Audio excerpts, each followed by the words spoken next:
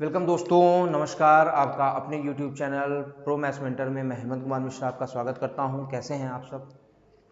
उम्मीद करता हूं बहुत शानदार होंगे, पढ़ाई बहुत अच्छे से कर रहे होंगे। बेटे, पढ़ाई शब्द को सुनकर बहुत लोग गालियां बकने लगते हैं। पढ़ाई को बोझ मत बनाओ। जो पढ़ाई है आपकी, ठीक है ना, पढ़ाई को मेरे मुन्ना बोझ नहीं बनाना है, इसे खुश रहकर पढ़ो।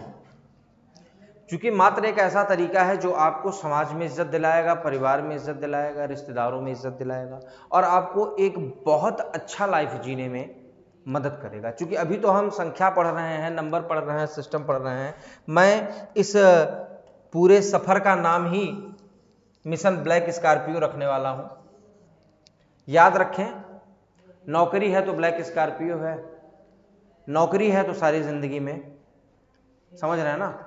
हाँ, शानदार बातें बनेंगी। तो पिछले लेसन में हमने नंबर शुरू किया तो हमने क्या क्या चीजें पढ़ ली। हमने पढ़ लिया कि नंबर के कितने भाग होते हैं और उन भागों का आपसी में रिलेशन क्या है, बाइनरी नंबर क्या है, ऑक्टल नंबर क्या है, वगैरह चीजें हमने पढ़ी। इनका एक दूसरे पर कैसे हम कन्वर्जन कर सकते हैं ये हमने देखा। हमने डेसिमल नंबर के क्लासिफिकेशन को एग्जाम्पल और क्वेश्चन के साथ बहुत बढ़िया पढ़ा है। चीजों को अभी मैंने आपको प्रॉपर तरीके से बता दिया है, आपकी जिम्मेदारी है उनको रिवाइज करते रहें। जैसे हम नंबर सिस्टम लेसन खत्म करते हैं, सारे टॉपिक्स पर जो भी हम पढ़ रहे हैं और उसको जो एसएससी अपने पे प्रश्न पूछता है, उन सभी का आपका प्रैक्टिस करा देंगे। बिल्कुल आपकी शानदार प्रैक्टिस कराएंगे, सारे प्रश्नों को लेकर जबरदस्त प्रैक्टिस कराएंगे। ठीक है, बस बातें यह है कि जो बताया गया है उसको आप रिवाइज करिए। हम इंटीजर तक आ गए थे मेरे भाई, हमने लास्ट नंबर के सारे हिस्से पढ़ लिए थे। अब हम पढ़ेंगे इंटीजर। इंटीजर जो है, जो हमारे नंबर के क्लासिफिकेशन में सबसे लास्ट वाला हिस्सा था, याद होगा आपको, चेक करिए, आपको ये डायग्राम याद होगा जिसमें इंटीजर पे हमारी बात खत्म हो गई थी। ये डेसिमल नंबर का प्रॉपर क्लासिफिकेशन था। ठीक है, और जो बच्चे इस वीडियो से आए हैं वो मैं उनको सजेस्ट करूंगा थोड़ा सा समय निकालें एक बार। क्योंकि मैं चीजें समझता हूं कि बच्चे जितने यूट्यूब प्लेटफॉर्म पे जाता है, अलग अलग कंटेंट पाता है, परेशान होता है क्या पढ़ें क्या ना पढ़ें। एक बार टाइम निकाल के मुन्ना वो सारी चीजें आप देख लीजिए, कभी भी फिर चीजों में आपको दिक्कत नहीं होने वाली है। ठीक है, एक बार आप प्रॉपर देख लीजिए। अगर आपको थोड़ा पता है तो आप 2x स्पीड से देख लीजिए, मगर उनको कंप्लीट आप एक बार देख लेंगे तो आपको आगे का पूरा एकदम मैं भी आपको इस चीज को बहुत अच्छी तरीके से समझा पाऊंगा। ठीक है, ठीक है। तो ये नंबर का क्लासिफिकेशन था, यहां तक हम निपटा चुके थे। अब हम इंटीजर के आगे चलते हैं। अगर इंटीजर का हम क्लासिफिकेशन देखें, एक्चुअल में नंबर का क्लासिफिकेशन तो वहीं तक था, मगर इंटीजर का हम क्लासिफिकेशन देखें तो जो इंटीजर यानी पूर्णांक संख्याएं हैं, वो पूर्णांक संख्याएं जो है, इसे पूर्णांक कहेंगे। ये जो पूर्णांक संख्याएं हैं मेरे भाई, इनके क्लासिफिकेशन में ये दो पार्ट में डिवाइड हो जाती हैं। जितने भी पूर्णांक हैं, आप जीरो से लिखना चालू करो, क्योंकि आपको पता है कि जीरो भी एक पूर्णांक है। बिल्कुल, आप जीरो से लिखना चालू करो और अनंत तक अपरिभाषित संख्याओं तक आप लिखते चले जाओ, तो पूरी संख्याएं मेरे भाई दो खंड में विभाजित हो जाएंगी। एक तो सम होगा यानी इवन होगा, और दूसरा विषम होगा यानी ऑड होगा। ठीक है, सम हम किन्हें कहेंगे? सम हम किनको कहेंगे? वो सभी संख्याएं जो दो से डिवाइड हो जाए। ठीक है, वो सभी संख्याएं जो दो से डिवाइड हो जाएं वो सम कहलाएंगी।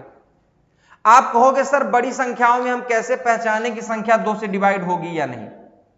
तो कोई भी संख्या जिसका लास्ट का डिजिट जीरो हो, कोई भी संख्या जिसके लास्ट का डिजिट जीरो हो, या जीरो के अतिरिक्त 2, 4, 6 अथवा 8 हो, वो संख्या क्या कहलाएगी?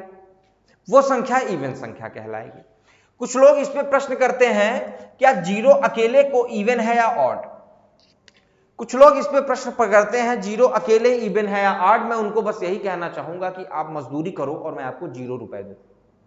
जब आप मेरे पास मजदूरी करो, मैं आपको 0 रुपए दूं, आप कहोगे मुझे कुछ नहीं दिया, यानी अकेले जीरो का कोई अस्तित्व नहीं होता मुन्ना। तो यह बहकावा है, जीरो अकेले खुद ना इवन है ना ऑड है। जीरो अगर किसी संख्या के आगे लगता है तो महत्वहीन है, अकेले है, महत्वहीन है, मगर जब वह किसी संख्या के पीछे लगता है तब उसका अस्तित्व बनता है और तब वो हमेशा एक क्या करेगा, इवन नंबर बना कर देगा। तो इसके आधार पर यह कहना कि जीरो इवन है कतई गलत और सरासर बिल्कुल बेवकूफी वाला प्रश्न है। ठीक है, तो जीरो अकेले क्या है मुन्ना, जीरो अकेले कुछ नहीं है। जीरो जब किसी संख्या के पीछे लगेगा तो वो संख्या इवन बन जाएगी, ना कि जीरो इवन बन जाएगा। अब अगर ऐसी बात है तो बताओ जीरो एक को क्या कहना चाहिए, क्योंकि यहां अब आप कहोगे जीरो का कोई अस्तित्व नहीं है, मगर वहीं मैं कहूं 100 को क्या कहना चाहिए, आप कहोगे अस्तित्व है, अब ये इवन है। मैं कहूंगा 103 को, आप बताइए क्या कहेंगे, आप कहेंगे कि भैया ये अस्तित्व में तो है मगर ये एक ऑड नंबर है।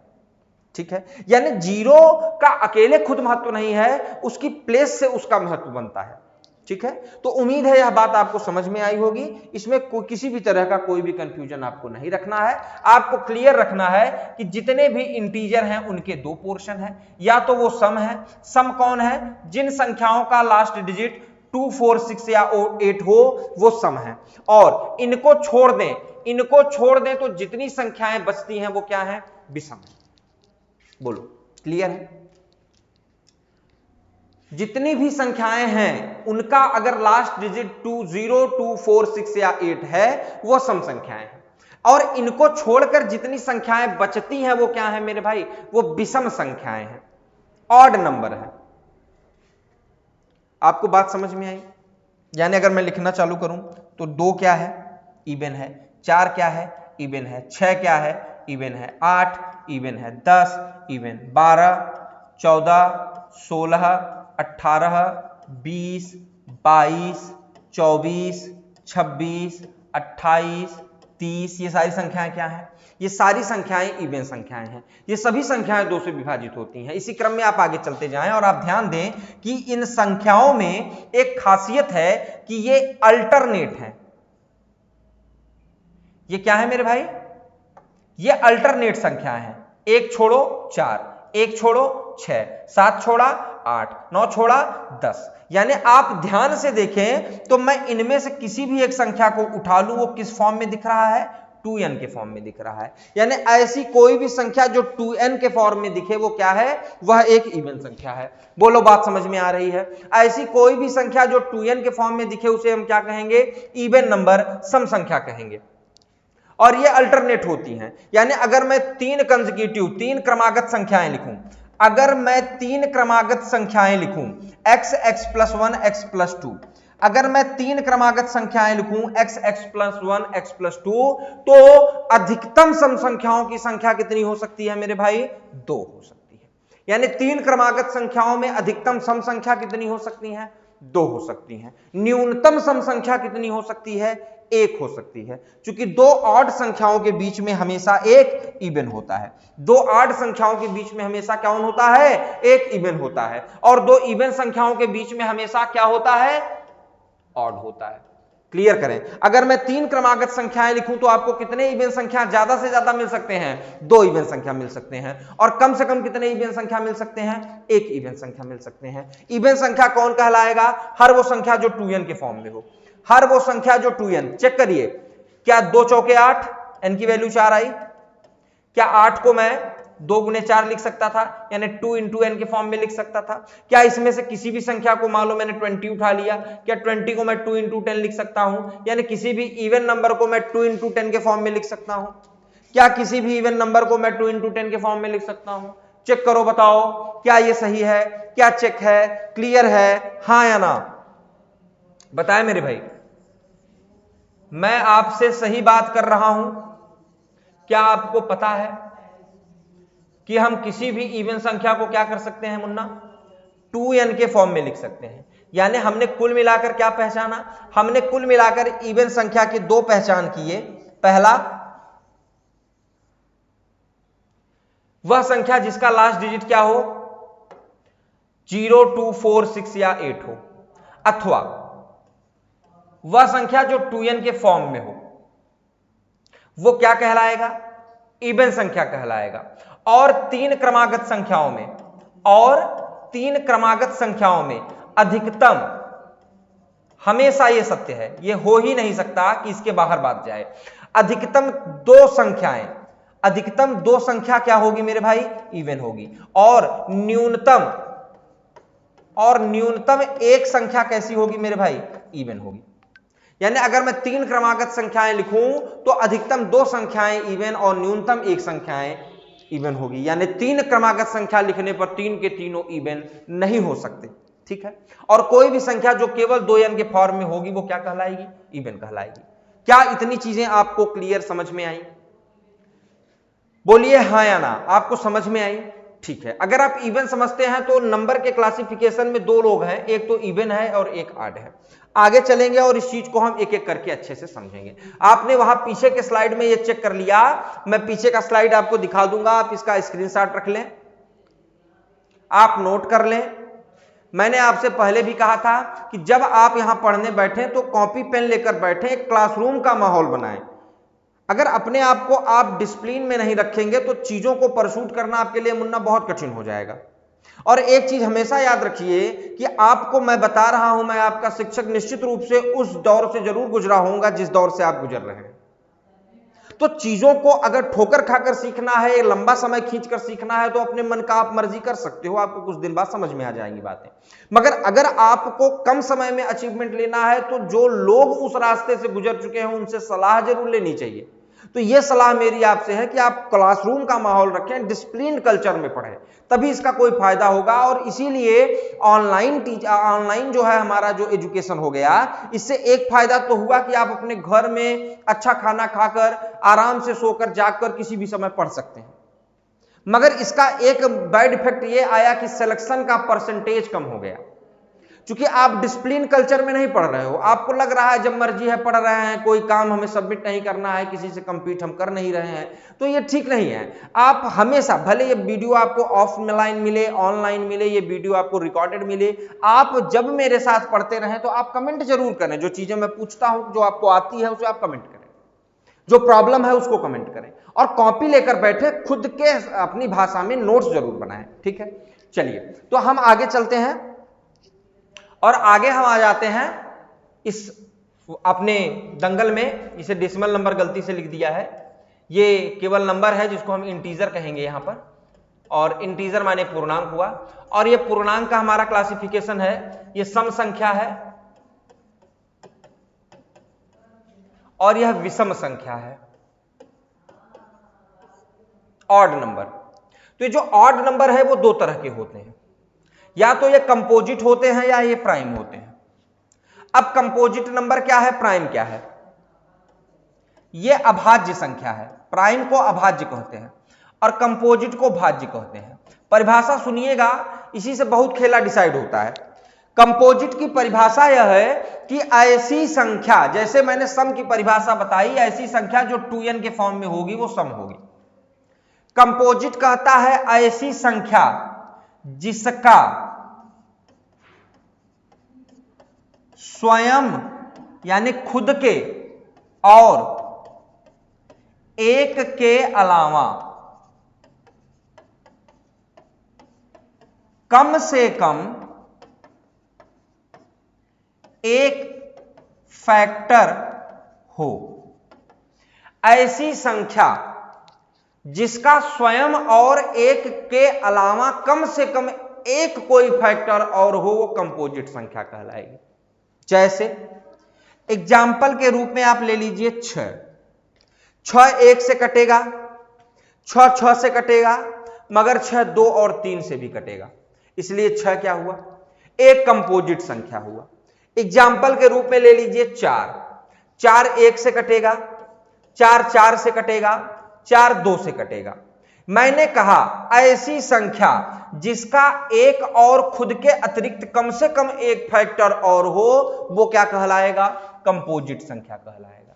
तो आप में से कुछ बच्चे ये कहेंगे तब तो इवन को भी कंपोजिट कह देना चाहिए, मगर मेरे भाई आप परिभाषा को अगर ध्यान से समझेंगे तो ये चीख चीख कर आपसे यह कह रहा है कि मेरे और एक के अलावा कम से कम एक फैक्टर होना ही चाहिए। 2 एक सम संख्या है जिसका एक और खुद के अतिरिक्त कोई फैक्टर नहीं। केवल इसी कारण से हम सम संख्याओं को कंपोजिट संख्या नहीं कह सकते। बात समझ में आई मेरे मुन्ना? यानी सम सम है, कंपोजिट कंपोजिट है। कंपोजिट कौन संख्याएं हैं? 4 कंपोजिट है, यानी 2 को छोड़ दो तो सभी सम संख्याएं कंपोजिट है। और कंपोजिट संख्या होने के लिए क्या जरूरत है कि उस संख्या को विभाजित करने वाली संख्याएं कम से कम 3 होनी चाहिए। यानी ऐसी संख्या जिसके कम से कम 3 फैक्टर हो। 3 में एक तो 1 है, एक तो वो संख्या खुद है, तो कम से कम एक फैक्टर कोई और हो जाए। 3 फैक्टर किसी संख्या के हो जाए तो संख्या क्या कहलाएगी? कंपोजिट संख्या कहलाएगी। बोलिए हां या ना? क्या कंपोजिट संख्या आपको समझ में आई? चेक करिए, बोलिए मेरे भाई, क्या आपको कंपोजिट संख्या समझ में आई? चेक करिए, क्या आपको कंपोजिट संख्या समझ में आई?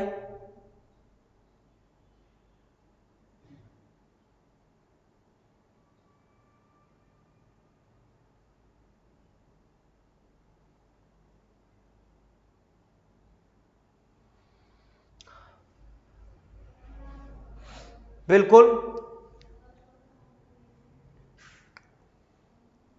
बिल्कुल। कंपोजिट संख्या कौन है? वह जिसके कम से कम 3 फैक्टर हो। चलिए, अब अगर आप इवन समझ गए हैं जो 2n के फॉर्म में है, कंपोजिट जिसके कम से कम 3 फैक्टर हो।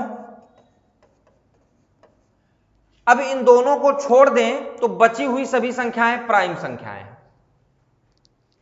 यानी ऐसी संख्या जिसके केवल 2 फैक्टर हैं, ओनली 2 फैक्टर। ऐसी संख्या जिसके 2 फैक्टर हैं, कौन? एक तो 1 और एक वो संख्या खुद। ऐसी संख्या जिसके केवल 2 फैक्टर हैं, एक तो 1, एक मतलब 1, और एक वो संख्या खुद। वो संख्या क्या कहलाएगी? वो संख्या कहलाएगी प्राइम संख्या। ठीक है, चेक करिए, वो संख्या क्या कहलाएगी? प्राइम संख्या। ध्यान दीजिएगा, यहां क्लासिफिकेशन में मैंने समझा दिया था कि प्राइम संख्याएं के 3 हिस्से होते हैं। इनको मैं फर्दर समझा दूंगा। अभी आप केवल प्राइम संख्या समझिए। पहले प्राइम आप समझ जाएंगे तो फिर मैं इनको भी समझा दूंगा। ठीक है, तो प्राइम संख्या कौन कौन से हैं मेरे भाई? प्राइम संख्या वो है जिनके 2 फैक्टर हैं, एक और खुद। एक और खुद वो संख्या, ये दोनों मिलकर प्राइम कहलाते हैं। अगर मैं अपने नेचुरल नंबर की गिनती देखूं 1 to 100, ध्यान दीजिए मेरे भाई, अगर मैं नेचुरल, मैंने कहा है 0 to जेनिथ, अभी मैं आपको बेसिक से बेसिक, छोटी से छोटी हर चीज पढ़ाने पर मेहनत कर रहा हूं। आप एक बार इन चीजों को समझ जाइए, सारा अर्थमेटिक बिना फार्मूले के करवा देंगे, सारा एडवांस आपके लिए हलवा बना देंगे। यानी मैथ की जिम्मेदारी मेरी। एसएससी सीजीएल करना है, सीपीओ करना है, सीडीएस करना है, स्टेट एग्जाम देना है, मैथ की जिम्मेदारी मेरी। बस बातें ये हैं कि आप ठीक से समझते चलिए, मैथ आपके लिए सबसे इंटरेस्टिंग बना देंगे। थोड़ा सा मेहनत लगेगा, वो आपको पेशेंस रखकर चीजें सीखनी पड़ेंगी। अगर मैं 1 से 100 तक की अपनी संख्याएं गिनती लिखूं तो चेक करिए, इसमें जो ये पिंक वाला हिस्सा है ये हमारे सारे प्राइम नंबर है। चेक करिए, 2, 3, 5, 7, 11, 13, 17, 19। चेक करिए, ये सारे के सारे क्या हैं? ये सारे के सारे प्राइम नंबर हैं। ये सारे के सारे प्राइम नंबर हैं। चेक करिए आप, 1 से 10 के बीच में कौन कौन प्राइम है? 2, 3, 5 और 7। ये 2 दिख रहा है, अकेला ऐसा इवन नंबर है, अकेला ऐसा इवन नंबर है जो प्राइम है। 2 के अतिरिक्त कोई भी सम संख्या प्राइम नहीं होती, केवल 2 अकेली एक ऐसी संख्या है जो प्राइम है। चेक करिए, 1 से 10 के बीच में कितनी प्राइम संख्याएं हैं? 4 प्राइम संख्याएं हैं। 11 से 20 के बीच में कितनी प्राइम संख्याएं हैं? 4 प्राइम संख्याएं हैं। 21 से 30 के बीच में कितनी प्राइम संख्याएं हैं? 2 प्राइम संख्याएं हैं। 31 से 40 के बीच में चेक करिए, यहां 2, यहां 3, यहां 2, यहां 3, यहां 3, यहां 2, और यहां पर 1। यानी अगर आप 1 से 100 तक में देखेंगे तो हर 10 अंकों के इंटरवल में या तो 4 या तो 3 या तो 2 प्राइम नंबर हैं। केवल एक आपका सेगमेंट 91 से 100 तक का ऐसा है जिसमें केवल एक प्राइम संख्या है। तो एसएससी मेरे मुन्ना हर चीज पर प्रश्न बना लेती है। एसएससी आपसे पूछ सकती है कि 1 से 100 तक के 10-10 के इंटरवल में कौन सा ऐसा सेगमेंट है जिसमें सबसे कम प्राइम संख्या है या केवल एक प्राइम संख्या है। आपको लिखना है 91 से 100 के बीच में। अगर आपसे पूछा जाए कि 1 से 100 तक के बीच में किन 10 अंकों के इंटरवल में सबसे अधिक प्राइम संख्या है तो आप कहेंगे 1 से 10 के बीच में 4 प्राइम संख्याएं हैं। क्लियर करो मेरे भाई, बातें समझ में आ रही हैं। केवल इतना जान लेना हमारे लिए काफी नहीं है कि प्राइम कौन कौन सी हैं। इस पर बनने वाले एसएससी के प्रश्न पर भी ध्यान दो कि एसएससी कैसे कैसे प्रश्न पूछ सकता है। ठीक है, क्योंकि नंबर सिस्टम केवल एसएससी और रेलवे और स्टेट एग्जाम में पूछे जाने वाला चैप्टर है, तो इसी एस्पिरेंट्स को अभी ये चीजें तय करनी है।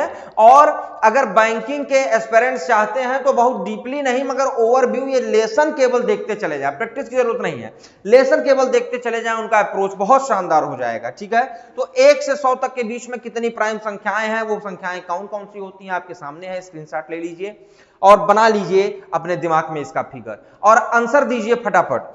कोशिश करिए हमारे प्रश्नों का आंसर देने का। ठीक है, मैंने आपसे कहा कि आप जो है अपने दिमाग में ये फिगर बना लीजिए। ठीक है ना, कैप्चर कर लीजिए जैसे भी करना चाहे। अब आ जाइए यहां देखिए, अगर मैं आपसे पूछूं कि आपने अभी अभी नंबर देखा तो चेक करके बताइए कि सबसे छोटी प्राइम संख्या कौन सी है। अगर मैं कहूं कि भाई सबसे छोटी प्राइम संख्या कौन सी है तो आप कहेंगे सबसे छोटी प्राइम संख्या 2 है। मैंने पूछा सबसे छोटी प्राइम संख्या, आपने बताया 2। मैंने पूछा ऐसी इवन संख्या जो प्राइम हो, आपने कहा 2। यानी 2 अकेली ऐसी इवन संख्या है जो प्राइम है और 2 सबसे छोटी प्राइम संख्या है। ठीक है, 2 सबसे छोटी प्राइम संख्या है। यहां एक प्रश्न लिखा है, आपने अभी फिगर देखा था ऊपर, how many prime number are there between 0 to 25। अगर मैं आपसे पूछूं कि 0 से 25 के बीच में, चेक करिए मेरे भाई, 0 से 25 के बीच में कितने प्राइम नंबर थे, चेक करिए यहां पर 0 से 25 के बीच में। तो देखिए 4, 5, 6, 7, 8 और 9, ये नहीं लिया जाएगा, केवल 9। तो आप क्या बताएंगे कि 0 से 25 के बीच में प्राइम संख्याओं की संख्या कितनी है, 9 है। अगर मैं आपसे पूछूं मेरे भाई 0 से 50 के बीच में, चेक करिए 0 से 50 के बीच में कितनी प्राइम संख्याएं हैं, 4, 4, 8, 8 और 2 10, 10 और 2 12, 12 और 3 15। यानी आप कहेंगे भैया कि 0 से 50 के बीच में 15 प्राइम संख्याएं हैं। 0 से 50 के बीच में कितनी प्राइम संख्याएं हैं, 15 प्राइम संख्याएं हैं। फिर मैं अगर आपसे पूछूं कि भाई 0 से 100 के बीच में कितनी प्राइम संख्याएं हैं, आपको बताना है। एसएससी का बहुत चाहेता प्रश्न है। 0 से 100 के बीच, 0 से 100 के बीच प्राइम नंबर्स की संख्या कितनी है, आप कहेंगे 25 संख्या। आपसे पूछा जाए सबसे छोटा प्राइम संख्या क्या है, 2 है। आपसे पूछा जाए कि 2 अंकों की सबसे बड़ी प्राइम संख्या, 2 अंकों की सबसे बड़ी प्राइम संख्या, greatest prime number of 2 digit, 2 digit की सबसे बड़ी प्राइम संख्या क्या है मेरे भाई, 97। क्या है मेरे भाई, 97। इसी क्रम में सबसे छोटी प्राइम संख्या अगर पूछी जाए, 2 अंकों की सबसे छोटी प्राइम संख्या, देखिए 2 प्रश्न बनते हैं, एक सबसे छोटी प्राइम संख्या, एक 2 अंकों की सबसे छोटी प्राइम संख्या। तो 2 अंकों की सबसे छोटी प्राइम संख्या क्या बनेगी मेरे भाई, 11, और सबसे बड़ी प्राइम संख्या क्या बनेगी, 97। और 0 से 100 के बीच में प्राइम नंबर्स की संख्या कितनी है, 25। क्लियर करें, यहां देखें। अब हम 3 अंकों में आते हैं। जैसे ही हम 100 के आगे बढ़ते हैं तो पहली संख्या 101, ये क्या है, least prime number of 3 digit. 3 अंकों की सबसे छोटी प्राइम संख्या। अगर आपसे कोई पूछे कि 3 अंकों की सबसे छोटी प्राइम संख्या क्या है, तो आपको क्या कहना है? 101। चेक करिए, 3 अंकों की सबसे छोटी प्राइम संख्या 101, 3 अंकों की सबसे बड़ी, 3 अंकों की सबसे बड़ी प्राइम संख्या, greatest prime number of 3 digit, 3 digit की सबसे बड़ी प्राइम संख्या 997। क्या हुआ?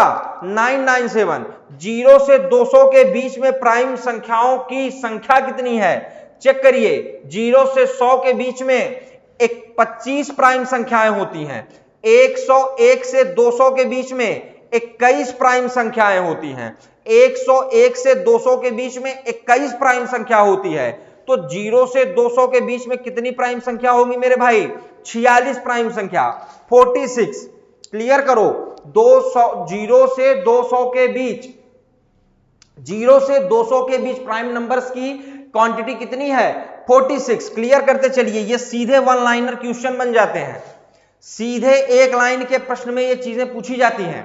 और अच्छे अच्छे एस्पिरेंट्स जो बढ़िया प्रिपरेशन करके जाते हैं और नंबर सिस्टम के इस बवाल में उलझकर सवाल बनकर चले आते हैं, ठीक है? तो इस पर आपको अपना प्रिपरेशन बनाना है। समझिए, 0 से 200 के बीच में प्राइम नंबर की संख्या कितनी होगी? 46 होगी।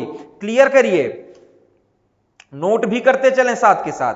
चेक करिए, 0 से 500, 0 से 500 के बीच, 0 से 500 के बीच प्राइम नंबर की संख्या कितनी हुई मेरे भाई? 95। 0 से 500 के बीच में प्राइम नंबर्स की संख्या कितनी हुई? 95। इसी तरीके से 0 से 1000 के बीच में प्राइम नंबर्स की संख्या कितनी होगी? 168।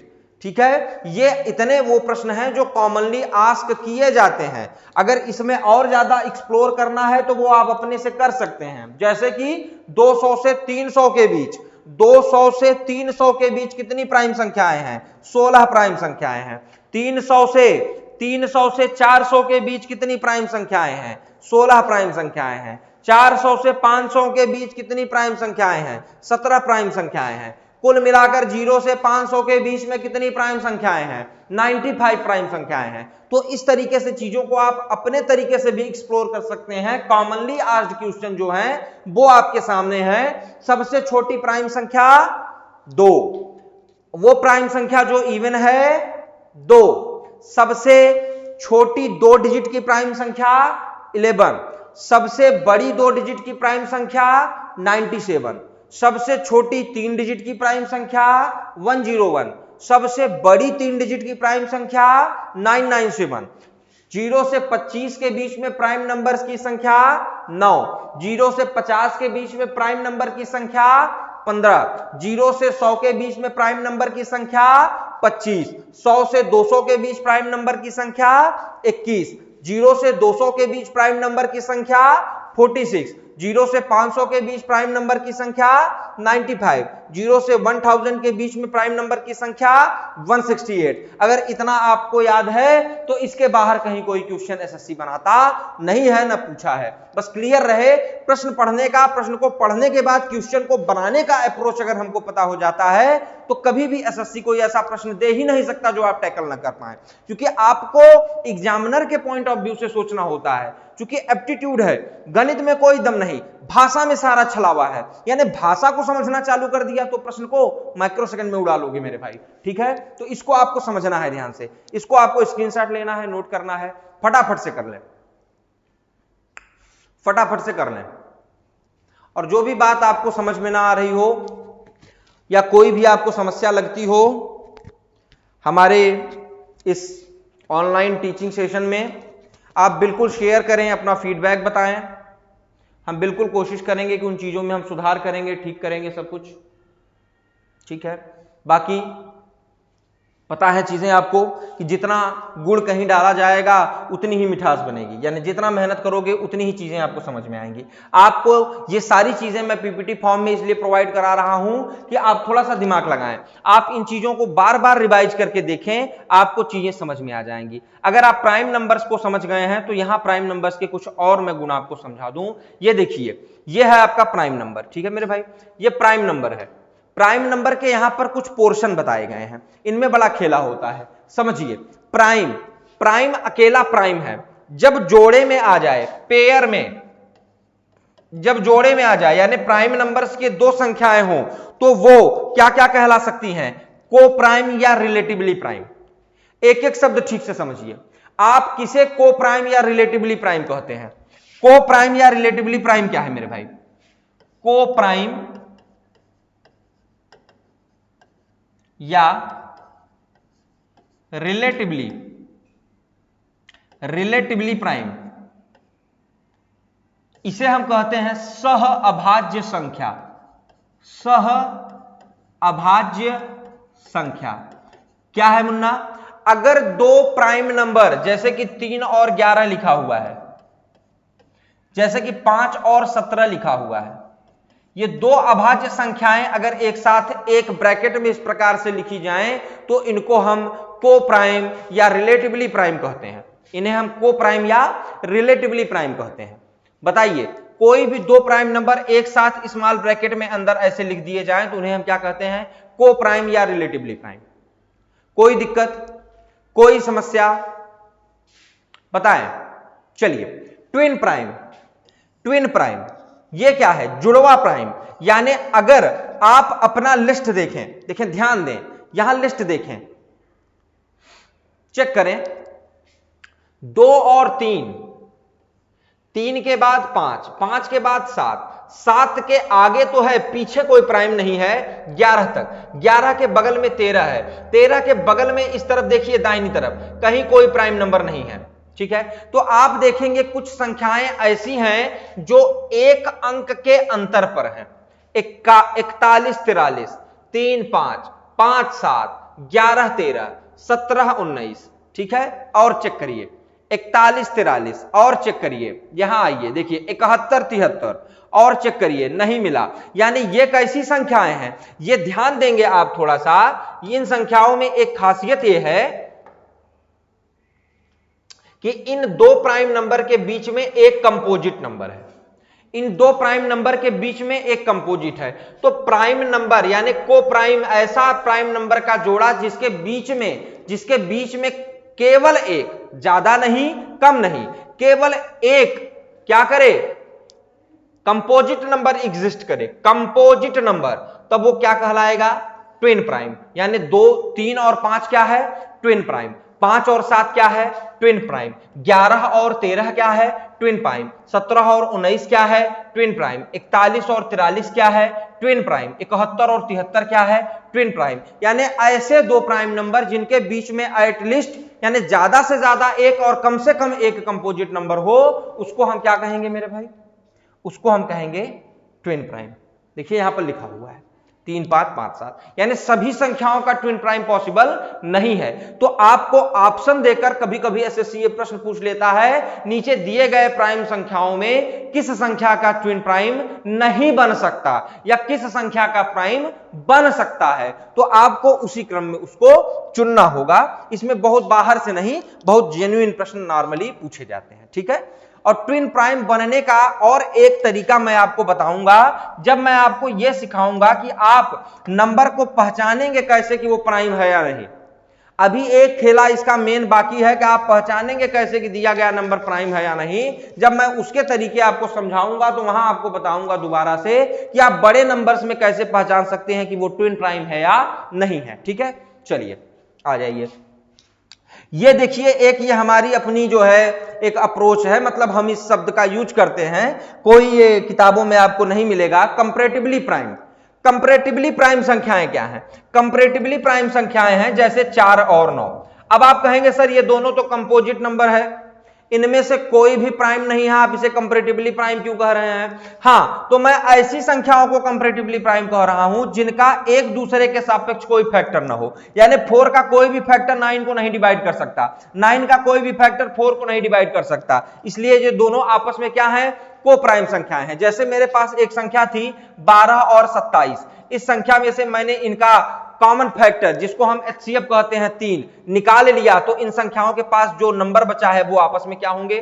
को प्राइम। यानी किसी फ्रैक्शन का जो लोवेस्ट फॉर्म होता है वो हमेशा कैसा होता है? कंपैरेटिवली प्राइम होता है। क्लियर है? तो प्राइम के ये सेक्शन थे, आप देख लें एक बार, अगर आपको कुछ स्क्रीनशॉट वगैरह करना है कर लें। ठीक है, एकदम शानदार, बहुत अच्छे, बातें समझ में आ रही होंगी, आगे चलेंगे। ठीक है ना, चलिए, ये हमने प्राइम में बहुत सारी एक्टिविटीज की। अब हमारे सामने सबसे बड़ा चैलेंज है कि हम कैसे पहचाने कि दिया गया संख्या प्राइम है अथवा नहीं। हम कैसे पहचाने कि दी गई संख्या प्राइम है अथवा नहीं। ठीक है, तो अब हमारा काम इस पर है कि हम पहचाने कि कोई दी गई संख्या प्राइम है अथवा नहीं। पढ़िए ध्यान से जो आपके सामने सेंटेंसेस लिखे हुए हैं। ठीक है, आपके सामने मुन्ना जो सेंटेंसेस लिखे हैं उन पर आप ध्यान दीजिए। कैसे हम पहचाने, हाउ टू रिकॉग्नाइज, हम कैसे पहचाने कि दी गई संख्या प्राइम है अथवा नहीं।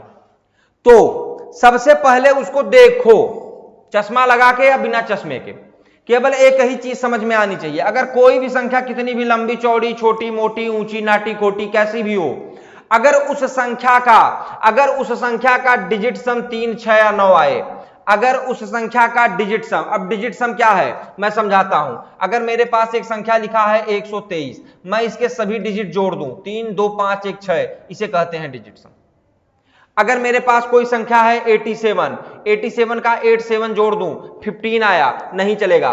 15 का 1 5 जोड़ दूं 6 आया, तो 87 का क्या हुआ मेरे भाई, डिजिट सम। यानी किसी भी संख्या को तब तक जोड़ते रहो उसके डिजिटों को जब तक एक अंक में आंसर ना आ जाए, उसे कहते हैं डिजिट सम फाइंड आउट करना। तो जब संख्या का डिजिट सम फाइंड आउट कर लेते हैं तो वो डिजिट सम अगर 3, 6, 9 होता है तो वो एक प्राइम संख्या नहीं होगी, क्योंकि क्या लिखा है, digit some of A prime number would never be 3, 6 और 9। यानी किसी भी प्राइम संख्या का डिजिट सम 3, 6 या 9 नहीं हो सकता। बोलो हां या ना। तो पहला तो हम उसको देखकर चेक कर लेंगे प्राइम है अथवा नहीं है।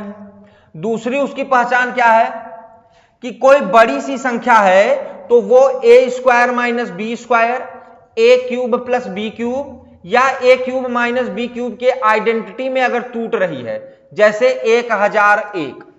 1001 को हम 1000 प्लस 1 लिख सकते हैं, यानी 10 का क्यूब धन 1 का क्यूब। तो ऐसी कोई भी संख्या प्राइम नहीं होगी जो इन तीनों आइडेंटिटीज में से किसी एक आइडेंटिटी में कन्वर्ट हो सके।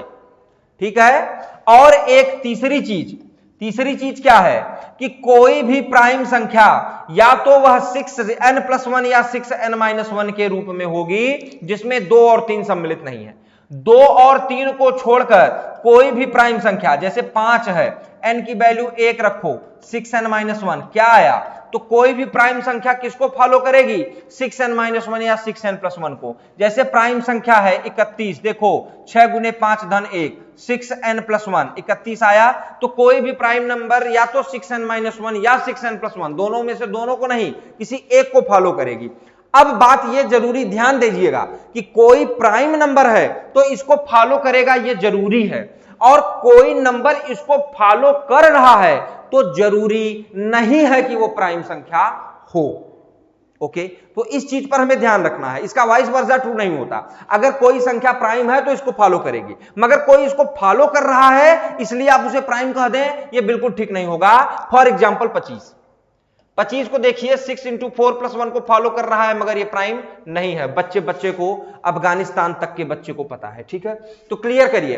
ट्रेडिशनल मेथड, ये मेथड है जो हमारे बुकों में हमेशा बचपन से हमको पढ़ाया जाता है, उसको हम सीखेंगे सवाल को करते वक्त। और 5वां सबसे इंपॉर्टेंट चीज क्या है, if p is a prime number. अगर p एक प्राइम संख्या है, अगर p एक प्राइम संख्या है मेरे भाई, तो p square minus 1 always would be divisible by 24। अगर p एक प्राइम संख्या है तो p स्क्वायर माइनस 1 हमेशा 24 से विभक्त होगा। चेक करिए आप। 5 एक प्राइम संख्या है, देखिए 5 एक प्राइम संख्या है तो 5 का स्क्वायर माइनस 1 क्या आया, 7 एक प्राइम संख्या है, 7 का स्क्वायर माइनस 1 क्या आया, 11 एक प्राइम संख्या है, 11 का स्क्वायर माइनस 1 क्या आया। क्या ये सभी संख्याएं 24 से विभक्त हैं? आप बोलेंगे हां, तो हमने ये चेक किया कि 2 और 3 को छोड़कर अगर कोई प्राइम संख्या है तो प्राइम संख्या अगर हम उसको p मानते हैं तो p स्क्वायर माइनस 1 हमेशा क्या होगा 24 से डिवाइड होगा। तो अब हम अपनी चतुराई से देखेंगे कि दिया गया नंबर इनमें से किस सेगमेंट में आता है। ये तो सबके लिए अनिवार्य है, पहला वाला सबके लिए अनिवार्य। उसके बाद हम देखेंगे कि ये कौन सा सेगमेंट किस नंबर से बढ़िया सटीक बैठ रहा है, बस उसी का हम यूज करेंगे और सवाल फाख्ता।